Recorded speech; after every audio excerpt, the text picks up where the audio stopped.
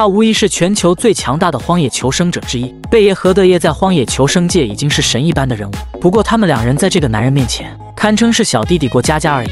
你们有不服气的话，尽管放马过来。 因为这个男人不带任何食物和生存工具，独自一人在野外生存了很长一段时间，不是3天，也不是3个月，而是在荒郊野外整整生存了3年之久，真是司马夸诸葛甘拜下风。至于拍摄版性感 pose， 当然也要靠自己独立完成。在这3年时间里，男人从一个极度帅气的彦祖造型，逐渐变成一位比披头士还披头士的油腻大叔。就连自己50岁的生日宴会，也是一个人在野外自娱自乐的举行，用所有找到的野外食材。 为自己制作了一道堪称美味丰富的生日大餐。这个男人有一个响亮的名字，他结合了贝爷和德爷的智慧与技能于一体，咱们就叫他贝德吧。在一个鸟不拉屎的荒漠里，贝德坐在地上稍微休息了一番，从别具一格的包里拿出了前不久做好的可可粉面团。尽管里面像泥沙般的发霉颜色，但对于百毒不侵的贝德来说，丝毫不影响他的胃口，因为这些傻不拉几的食物是他仅存的一点口粮，容不得一丁点铺张浪费。饱餐一顿后， 他便打点行装，继续赶路，行走江湖，身上岂能没有几件拿得出手的法宝呢？这些野外生存工具都是贝德在野外纯手工制作而成，什么名牌 LV 香奈儿，都给老子通通闪一边去！别看贝德现在赤裸上身很酷的样子，可一旦到了晚上，荒漠的温度会急速下降，有时候甚至会降到零下好几度。贝德这次行走的目的就是寻找一处容身之所。在走了9.99公里后，突然眼前一亮，一处极具诱惑的洞穴吸引了贝德的眼睛。 看来这个洞穴的尺寸是专门为他量身定做的，大小刚好只能容下贝德一人。这么一来就可以大大减少热量的散发。不过在住进去之前，还得改造修整一番，用树枝挖去洞内的碎石，同时检查里面是否藏有蛇虫鼠蚁。虽然贝德这几年没有异性陪伴左右，但也不至于饥不择食寻求心灵上的慰藉。铺上一层柔软的沙子当床，这样睡上去才能感受席梦思的踏实。接着，贝德在庇护所周围来回检查，看看这里除自己以外的智人 还有没有其他大型的捕食动物？有就抓来当晚餐，没有就继续勒紧裤腰带过日子。不过像这种鸟不拉屎的荒漠，果真连一根毛线都没有。唯一的好事就是发现了一处水源，用手指沾水舔一舔。1个多月没洗袜子的味道果真不赖。在荒郊野外获得淡水是头等大事，即便没有食物，也可以开启德爷3天饿9顿的被动挨饿技能。但如果没有淡水，恐怕1天时间连贝爷也熬不住。拥有水源的支撑，接下来才是求生的开端。由于荒漠夜间气温较低，随时都有可能在睡梦中冻出内伤，而这种树皮既可以充当引火物，又可以当席梦思。至于干燥的柴火随地可捡，那些粗而长的树枝则用来搭建栅栏，防止晚上睡觉之时突然冒出一个不讲武德的女鬼搞偷袭，使得冰清玉洁的贝德蒙上一层不白之身。很快夜幕降临，贝德正想在庇护所里面大展拳脚钻木取火，可是里面的空间实在太小，他只能在营外撸了1个多小时的木棍。很快，代表希望的星星之火终于冒出了耀眼的火星。整天下来，贝德根本没有时间去寻找食物，他把空心丝兰保存起来的野果取了出来。尽管这玩意看上去像济公搓出来的地黄丸，但好歹也是一种不可多得的卡路里，而发霉的面团也所剩无几。看来要尽早寻得食物方为上策，说不定明天某快递公司会把食物送错地方也不足为奇。今天就这样凑合过一晚吧。你见过贝爷与德爷的技能混合体吗？要践行野外求生技能，就要搞3年时长的荒野生存。昨晚贝德在临时庇护所里度过了一个难忘的夜晚，哪怕睡在火堆边，双脚已经缠上一些布料用来保温，但荒漠晚上的低温依然没有眷顾这个单身狗，还是把他粗厚的双脚给冻伤了。很显然此地不宜久留，赶紧穿上所谓的鞋子，一副生无可恋的表情，一边啃着面团，一边观察着四周状况，同时大脑正以15000转速高速运转，考虑着是否需要转移阵地。虽然说这个庇护所花费了1天的时间才把它打造完成，但这里实在是太过于鸟不拉屎，而且晚上的低温也过于宜人。最终贝德再三考虑，还是把这个违章建筑给拆了，继续踏上迁徙的艰辛旅程。沿途发现了这些小水潭，无疑是荒漠中最宝贵的生存资源。不过一向谨慎有加的贝德并没有匆忙喝上几口，因为他担心水里有毛细线虫，所以只是用水洗了把脸提提神。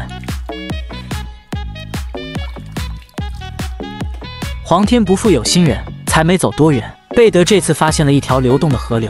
相比之前发现的小水潭，这里的水要干净很多，而且河流中还有大量的鱼儿，不停地在河面泛起小小的涟漪，食物和水源都有了。呢次真係神牙狗揾實聖母黐牙。将庇护所建在这附近绝对不亏，这次贝德选择先把火堆升起来，因为他葫芦里的饮用水已经所剩无几。他脚踩钻火板，以钻火棒高速旋转开路。由于贝德是出了名的撸得快，加上荒漠的气候相对干燥易燃，很快贝德就擦出了火星，一团燎原烈火就此诞生。贝德拿出了他自己烧制的土罐，稍微把上面布满的灰尘清洗一下，还是一只好的土罐。在野外有条件的情况下，建议大家尽量饮用烧开的白开水，因为你不知道河水中曾几何时有哪个畜生在里面添加了肥料，有多少寄生虫和微生物想与你共度余生。河水烧开后，贝德将其放置在小河中等待冷却。此时闲来无事的他，竟然拿出了平时舍不得吃的肉干，开始享用起来。别问我牛肉干从何而来，我只能告诉你，是上一次意外捡到的。如今能量与水源均已补充，接下来便要开始搭建庇护所。不过今天就随便找一个地方凑合过一晚。这是一种绝大多数人都没有见过的野果子，更别说有吃过了。这种野果叫曼萨尼塔果，为荒漠所独有。由于有一些棕熊也非常喜欢吃它，故此亦有人称其为北美天然熊果。尽管品尝起来的口感很好，但当地人更喜欢把它捣碎泡茶来喝。贝德按照当地的特有做法，为自己制作了一碗热气腾腾的野果茶。不过看这卖相，有点像喝完酒上厕所景象。看着贝德一饮而尽，想必茶不可貌相。充满希望的一天就从这杯茶开始。今天首要任务就是把庇护所搭建起来。不过在出发之前，贝德拿出前些天隔壁村的翠花遗留在路上的一个红薯丢进火堆里，用刚才烧茶剩下的炭火将其烤熟，留作路上的干粮。刚走没多久，就在路上发现了富含丰富纤维的香蕉丝兰，它是一种很适合拿来制作绳子的野生植物，不仅耐摩擦，而且有很强的拉力。随着贝德探索越发深入，每走几里路又有新的发现。他看见路边的松土颜色比较深沉，根据多年打野经验判断，这些泥土下方很可能埋藏了很多粘土。如果真是粘土的话，就可以制作更多的陶器，甚至可以用来制作出建房子的泥砖。事不宜迟，马上检验。按照贝德的经验所知，只需把水与泥土凉拌一下即可。如果放置一段时间能吸引蚊虫前来报道，这便是粘土无疑。不知道这方法对不对，反正我信了。贝德沿路收集了一些柴火作为引火物，很快就来到了一处地势相对平坦的开阔区域，而且这里到处都是生活所需要的树枝。贝德当即决定在此安营扎寨。为了保护先贤御守和提高效率，贝德拿起一根树枝开始刨坑。这次他先用石头搭建了一个用来取暖做饭的炉子，因为荒漠晚上的气温他已经领教过多次，所以保持晚上温度显得尤为重要。炉子搞定之后，贝德开始去收集搭建庇护所的材料。找来的树枝看上去并不十分坚固，用石头敲打几下随即断开。不过贝德决定将就一下，毕竟在荒郊野外，不能事事如意，要求太高。紧接着用2根 Y 字形的树枝架起了一根屋子的横梁，然后把无数根长短不一的树枝搭在横梁上，从而形成屋子的墙面和屋顶。忙活了一下午，庇护所看起来似乎有点松散，不太结实，不过能遮风挡雨，大小也是一个家，先凑合住着吧。而多出来的边角料刚好用来生火取暖。眼看就要天黑，贝德也管不了那么多，现在首要任务就是赶紧把火堆给升起来。于是他开始着手钻木取火，熟悉的钻火棒以及布满孔洞的钻火板。在一阵尖锐拉丝的钻木声过后，贝德眼睁睁看见一缕缕烟雾飘起，但不久又戛然而止。难道是树枝头部不够摩擦力导致吗？于是拿着树枝在石头上打磨了一下，但结果仍然以失败告终。这时的贝德真的着急了，本来就没穿上衣的贝德，他可不想晚上睡觉的时候被冻成冰棍。而俗话说事不过三，可第3次尝试同样以失败而告终。叹完气的贝德拿出了他的秘密武器，一把随时都有报废可能的钻弓。他相信这次肯定能成功。钻火板在钻弓的强大攻势下浓烟四起，眼看胜利就在眼前，不出意外果真出意外。第4次尝试还是没能把火堆升起来。堂堂一名无所不能的荒野达人，如今连一个火堆都升不起来，丢不丢人？贝德开始反思哪个步骤出了问题，思索良久之后，便从腰包里掏出了一小段海绵状的引火物。如果这次还不成功的话，只好去隔壁村问翠花借打火机了。第5次尝试很快就开始，这次贝德总结了以往的经验，把摩擦来的火星放入了引火物。在贝德温柔呵护的口技之下，果然这次生火很成功，即便耗时4个多小时也是值得的。因为有了火堆，预示着贝德晚上不用忍受寒风的侵袭。过程虽然一波三折很辛苦，但不得不说，这绝对是最真实的野外生存，绝无作假。有了火堆之后，贝德打算好好休息一晚，毕竟这几天都在野外探索。现在总算找到合适地点安营扎寨，接下来的日子还要完善庇护所，这一晚就这样凑合过去吧。绝大多数人每天起床的第一件事情，除了撒泡尿就是刷牙洗脸，而镜头前的这个男人可没有这般心思。贝德独自在野外生存3年，过着无拘无束的流浪般生活。此时躺在火堆旁饿得前心贴后背，每天起床第一件事，大脑会有意识地命令他到野外觅食。这鸟不拉屎的荒漠，甚至连植物也十分稀少，更别说是肥美的动物了。这时，他记起之前经过的那条小河，而且河里还有许多鱼儿。看来今天有口福了。在动身之前，他采了几株香蕉丝兰带会制作鱼线，收集完毕，很快就来到了小河边。清澈见底的河流中，确实有很多鱼儿在游动，妥妥的蛋白质就在眼前。废话不多说，开始制作鱼线。先将香蕉丝兰捣碎，顺便用果肉中的皂素洗了个脸，一看就知道贝德是一个持家有道的好男人。让你们看看丝兰的起泡效果，绝对是肥皂界的扛把子。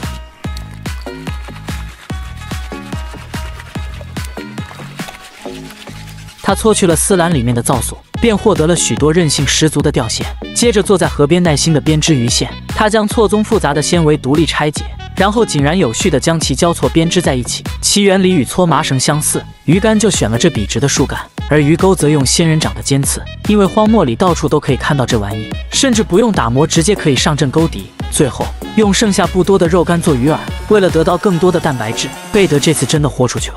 一切准备就绪之后，贝德开启了愿者上钩模式。河里的鱼儿确实很多，可它们就是不愿意咬钩。难道今天起床的姿势不对吗？为了节约体力，贝德并没有选择下河抓鱼，只能再等等看吧。此时有2条鱼始终在鱼钩旁边徘徊，似乎在嘲笑贝德的守株待兔。突然鱼线动了一下，贝德抓准时机提起鱼竿，结果钓上来的却是一小束水草。这真是瞎子打蚊子，白费力气。接着贝德又钓了2个小时，同样的配菜，混搭着同样的结果。此时贝德彻底失去了耐心，看着水底的这群鱼儿，贝德只好叹息一句：老天不下雨，无可奈何，还是先回到庇护所休息整顿一番。毕竟在野外获取食物本身就一件非常困难的事情，况且贝德早就继承了德爷3天饿9顿的挨饿技能。正所谓人有3衰6旺，没有人一辈子顺风顺水，咬紧牙关做好自己，好的运气迟早会到来。这下幸运之神真的开眼了。贝德在回庇护所的路上，发现一只想不开的野兔子突然暴毙在街头。难道是翠花留下来的定情信物吗？不过这个大胆的想法很快就被否定了。野兔的毛发散落一地，就像被侵犯的现场那般。很快贝德仔细检查了一番，兔妹身上并没有明显的咬痕和伤口，只是右边有一丢丢淤青，不过闻起来还很新鲜，应该气绝身亡没多久。耳朵上有类似蜱虫的不明生物，或许因为不堪蜱虫的日夜骚扰，最终选择了结束自己短暂的一生。难道这就是传说中的宁为玉碎，不为瓦全吗？有什么看法的兄弟姐妹们，可以在评论区大胆表达一番。回到庇护所的贝德立马开始动手今晚的大餐。他用2块石头相互碰撞，打磨出锋利石头的边缘。此时相比兔子肉来说，贝德对兔子死亡的原因比较在意，因为它关系到这只兔子是否可以享用。兔热病为野兔的常见疾病，有人又称土拉菌病，是一种由扁虱或苍蝇传播的啮齿动物的自然易源性急性传染病。贝德一边祷告一边检查兔子，根据自己从小到大行善积德以及多年的打野经验分析得出，兔妹应该是得了出血症病毒，名为 RHDV2。研究发现，这种病毒不会感染人类或其他类型的动物，所以贝德决定食用。毕竟野外有多难获取蛋白质，他早就有深刻体会。切开毛皮后，兔子肉质新鲜，没有寄生虫，而身上的内脏要比兔肉更加营养丰富。贝德决定把它放在石板上烤，尤其是兔子肝脏最为突出，不但口感醇香，而且含有丰富的铁元素。剩下兔肉的部分，贝德并没有打算架在火堆上烘烤，因为这样的做法太浪费了。他只是用火将其他毛发去除，顺便也将一些有可能沾有病菌的毛发尽数烧干净。也许这样做可以让心里踏实一点。还有一个重要原因，那就是用陶锅炖着吃，这样可以充分的保留营养。贝德为了以防万一，他开足大火煮了1个多小时，做到最大限度的消灭病菌。真是穿钉鞋和拐杖，小心得很。很久没有开荤的贝德见到久违的蛋白质，开始狼吞虎咽，大快朵颐起来，而所有精华都在汤里面。贝德当然不会放过一饮而尽，刚才吃剩的皮和骨头，他要想办法好好的利用一下。吃光了兔子肉，贝德还意犹未尽，又连忙熬制了一锅红豆汤饮品。食材用到的是曼萨尼塔果，在荒郊野外能有茶有肉，这小日子过得简直太哇塞了。下一集看看贝德如何把泥巴玩得出神入化。好了，视频到这里就结束了，关注我，让世界更精彩。